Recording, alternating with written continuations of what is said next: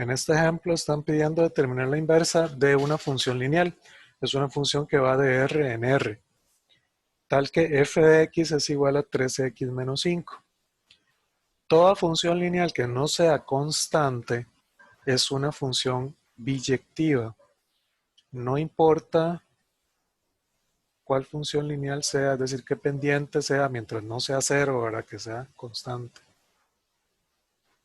Cualquier función lineal que tenga pendiente diferente de cero, en este caso, qué sé yo, es una función como así, es una función que es biyectiva. ¿Por qué?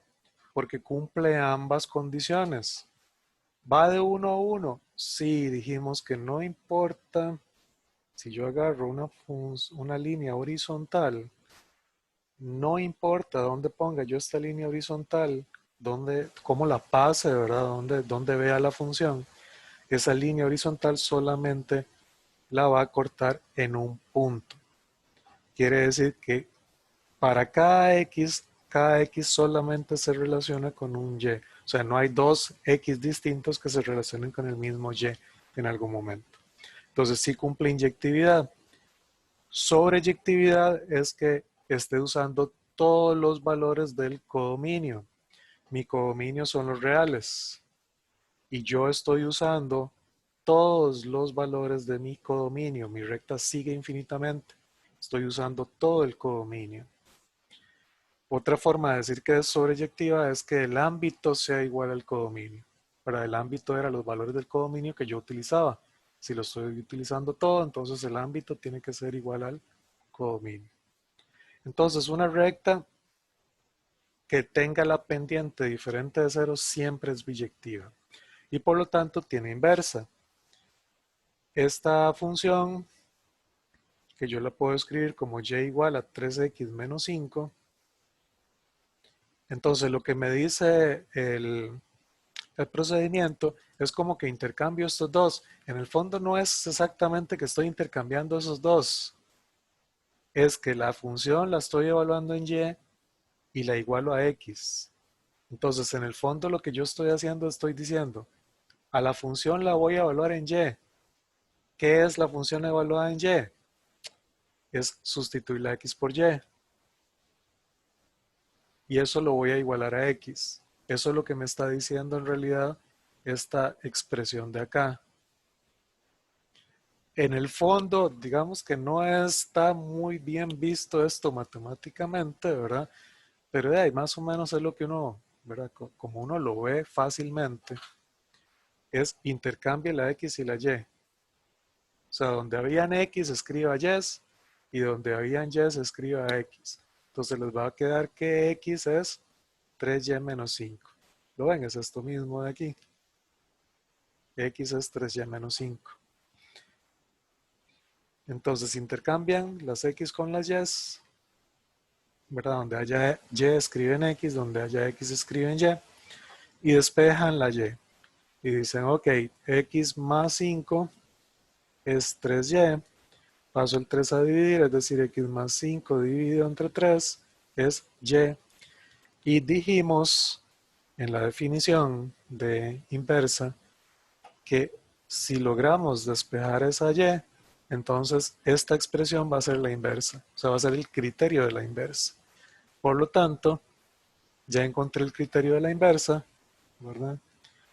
F inversa de x va a ser x más 5 dividido entre 3, donde f inversa, en realidad la definición, va de R en R.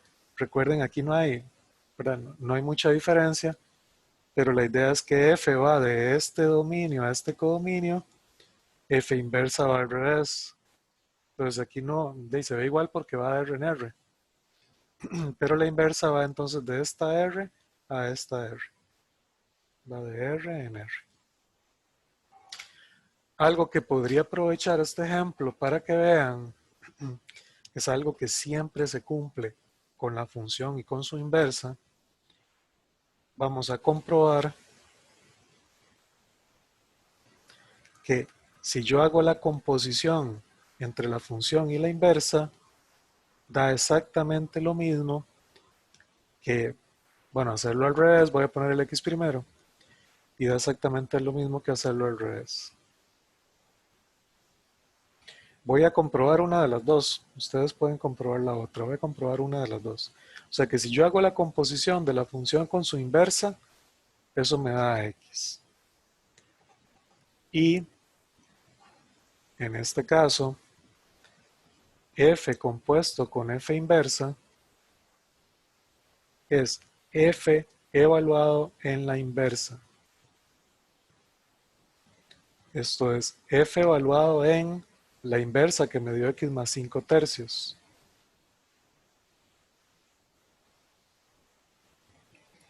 Y eso es, meta en la función f, en vez de la x, esta expresión. ¿Verdad? Voy a meter en la función f, en vez de esta x, voy a meter esta expresión. O sea que la x aquí la voy a sustituir por esta expresión.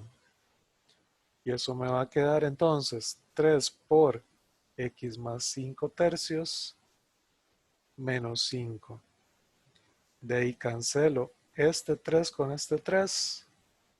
Me queda x más 5 menos 5. Cancelo los 5 y me dio efectivamente x. Eso siempre se cumple entre una función y su inversa. Y lo último que quiero que vean en este ejemplo, voy a abrir GeoGebra.